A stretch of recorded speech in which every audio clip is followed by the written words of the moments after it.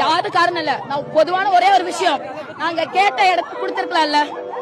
மக்கள் அதிகமா கூடுவாங்க, மக்களும் இட வசதியோட இருக்கணும், தலைவரும் வந்து பாக்கணும். தளபதியும் சும்மா வந்தாலே கூட்டமா தான் வரும். இன்னைக்கு அவர் ஒரு கட்சி தலைவரா வர்றப்போ இன்னும் எதிர்பார்ப்போடு அதிகமான மக்கள் வரத்தான் செய்வாங்க. அப்ப தகுதியான இடத்த கொடுத்திருக்கலாம்ல.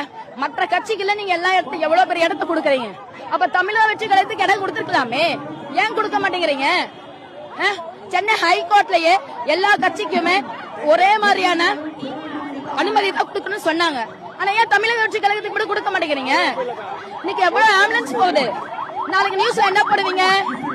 விஜய் வந்தாரு, அவர் வாட்டுக்கு பேசிட்டு போயிட்டாரு, அவரை பார்க்க வந்தனால மக்கள் எத்தனை பேர் அவதிக்கு விட்டாங்க, அதெல்லாம் ஒரு கண்ணுக்கு தெரியுமான்னு கேட்பாங்க.